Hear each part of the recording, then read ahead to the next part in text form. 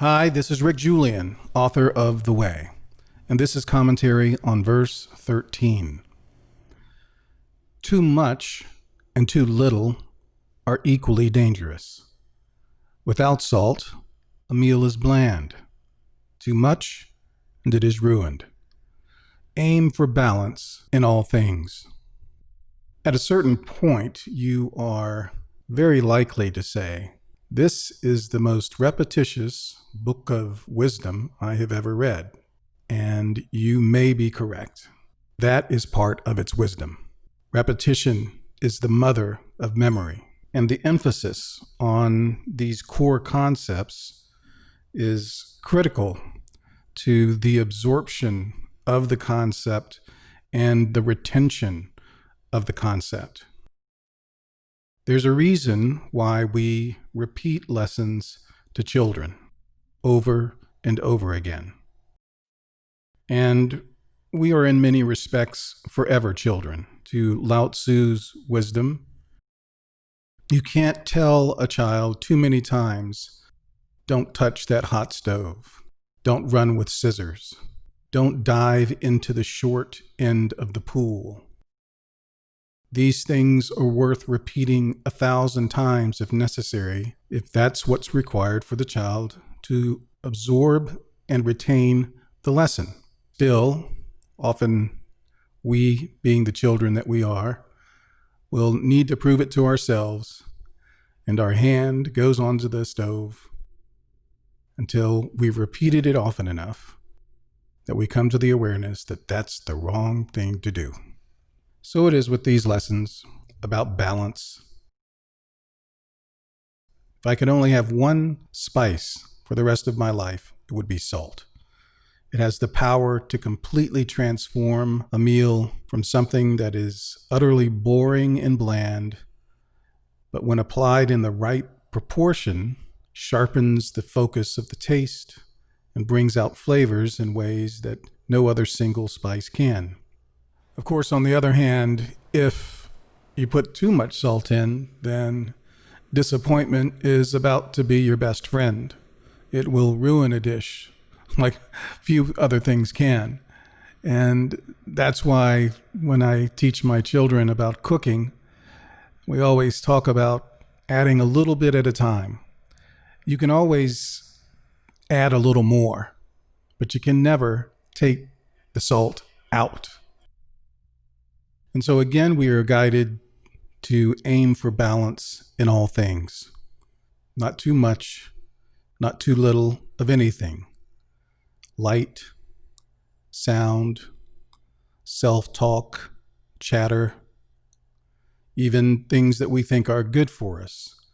Drinking too much water can actually be very harmful for you. Indulging in too much exercise can be as harmful as not exercising enough. Balance, the middle path. This is the way of the Tao. Fear and hope are illusions. Do not believe in them. The only thing that is true is what is real in this moment.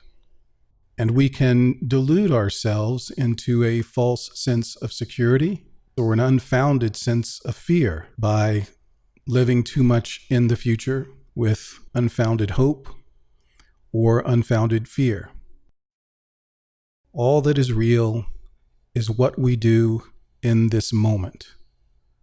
And that is where our attention and our energy needs to be focused. This is not to say that we only stare at our feet. We do need to glance at the horizon to have a sense of where we are navigating ourselves toward. But if we only focus on this illusion of the future that the horizon presents to us, then we can easily stumble on the rock in the path that is directly at our feet at this moment. So there is a balance, again, that needs to be struck with a heavy emphasis on focusing our attention on this present moment. The world is your imagination. Believe in it. love it, and all things in it. This is a profound topic, this idea of our perception of reality. And as many lines in the Tao Te Ching are, this single line could be meditated on for the rest of one's life, and one's plate would be more than full in an exploration of its meaning and its application to our lives.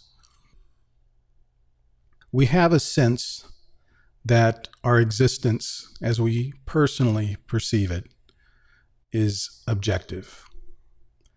That what we believe things to be is surely shared by everyone else. I see this thing here, and you are looking at the same thing. Surely it is the same thing to each of us. In fact, that is not true. Let me give you an example. I have a seashell that sits on my desk, and I could hold it up to you and we could agree on a few things about its physical characteristics. It has a cone-like shape. It has a variegated color of brown and white. It's about 3.5 inches long, and it weighs about 1/2 ounce. These things we could agree upon because these are objective, observable, and largely measurable facts about this object. But that's not all there is to people's perception. There are also the associations that come along with those factual, objective observations.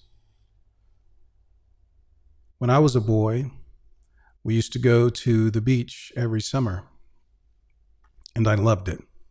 Aside from a few times when I got sunburned, almost all of my memories are beautiful.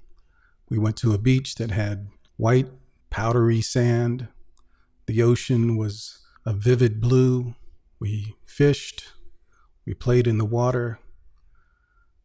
All of my associations from that trip to the beach, where I would often gather shells, just like the one that sits on my desk, are positive, and they hold a residence in my memory that is beautiful and that I like to visit. However, for someone else, that very same shell that we both agree is a shell that has the characteristics that I described, it may flood their memories with pain and emotions that they want to avoid and not ever visit. It could be that during their childhood, when they went to the beach with their family, a little brother drowned after they had been out on the beach gathering seashells. And for the 20 years since then, every time that person looks at a seashell, it triggers in his memory the pain associated with that drowning.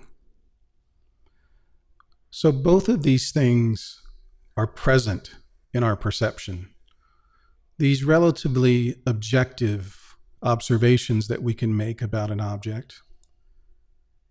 But then there are all of the associations.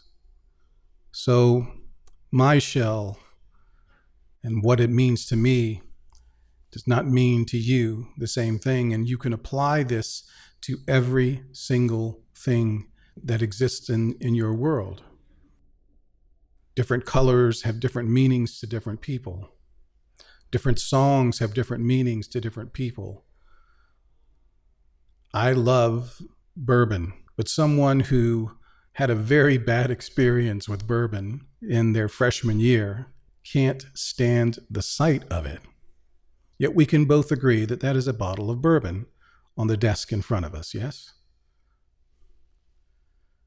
So when we say your world is your imagination, it makes us mindful that while we can share some of our perception, the rest of it is filtered through our emotional experience of our lives. And It creates in us a whole set of associations, some founded fears, some unfounded fears, some optimistic hopes, some unrealistic hopes. A whole spectrum of our existence is emotionally and imagination based. Nonetheless, this imagination that you have is yours. It is unique to you. You cannot undo what has been done. You may be able to attenuate some of the associations that you have to turn down the temperature of that emotional response, or to dial up if you are in a particularly cynical place with something. You may be able to dial up the brightness on some of those associations to make them more benign in your life. But whatever your imagination is, it is unique to you. Do not fight it. Believe in it. Accept it. But be aware of its nature. And when we are aware of our nature and the reality of the factors that influence our nature, the reality of the factors that influence our imagination and our perception, then we can go into those associations and those perceptions and test them for their veracity. Is this in fact true? Is it true that I can actually trust this association that I've had for the last 30 years? Am I absolutely certain of this? This reality testing is a very powerful exercise. It's important for us to ask these questions. Is what I am feeling true? Am I absolutely certain it is true? Without a doubt, if I could take an inventory of all the evidence and all the counter evidence, if I were the jury, where would I land? Am I absolutely certain? And at the extent that we have done that homework and answered those primary questions, I think it's often helpful to ask ourselves, what would happen if the opposite of this were true? What if instead of believing that someone hates me, what if I believed that they actually love me, but that love coming from their own experience takes a different shape and form than what my expectations of what love should look like based on my expectations and my experience? For example, someone could be criticizing me for something that I do, and it really stings and it really hurts me, that criticism. And it would be easy to come to the judgment that this person really hates me because all they do is criticize me about this thing that I do. But if we go through these gates of these questions, and I ask myself, is it true that they hate me? Yes, it's true that they hate me because they are criticizing me. Am I absolutely certain that they hate me? Well, I can't be 100% certain, right? Well, maybe if I thought a little bit more about it and ask myself, is this a legitimate criticism? Is the thing that I'm doing, when I really try to get objective about it, is it really the right thing that I'm doing? Do I deserve some criticism for it? And then I go further. Now that I've begun to puncture some of this certainty, this illusory certainty that I have, and I go a little deeper and I say, what if the opposite is true? What if this person does not hate me? What if this person loves me? It's very rare that people who have no investment in you will be critical of you. If they don't care about your well-being, they often just don't say anything. It's only when we care about people that we even feel the energy to be critical is worth expressing. That's not always the case, but it's a reasonable formula that we place energy into things that we care about. So, what if this person is criticizing me because they really care for me? And they keep on seeing me walk down the road and step into this pothole and sprain my ankle. And I'm always complaining, man, my ankles are really bad. And they say, well, you keep on stepping in that pothole. And I'm like, it's not the pothole. I just have really bad ankles. And they say, no, it's the pothole. And you're about to step into another. I'm sick and tired of you telling me about these potholes. I'm not an idiot. It's my ankle. And this dialogue goes on, and I think they don't like me because they keep on talking about how dumb I am for stepping in these potholes. What if them pointing out those potholes is an act of love? That it's for my well-being that they continue to do this? Then the entire formulation of this dynamic between the two of us is inverted. I am no longer a victim of their criticism. I am now the beneficiary of someone who is giving me loving advice that does not always arrive in a pretty wrapped package with a bow on it. But sometimes they just get tired of having to tell us the same thing over and over again, and it becomes frustrating with them seeing me continue to ignore their advice and do the same self-harming behavior. And it's annoying to them. So when we say the world is our imagination, believe in it, it doesn't mean that we need to uncritically embrace our reality. It means that we have a responsibility to probe the veracity of our beliefs, make corrections as they are needed, and once we have done our homework to the best of our ability, with the energy that we have, with the awareness that we possess, to believe in our world, to believe in our vision, accepting that it is our imagination, but having worked on ourselves to do a self-inventory and to arrive at the healthiest perspective on ourselves and our imagination, to use it to inform our progress. No one's imagination is bulletproof. Some are more effective than others. It's a bit like hardware and software. Most humans come into the world with a shared hardware, a shared firmware that we arrive with. But the software varies widely. And so we have a responsibility to debug our software. That's part of our maintenance.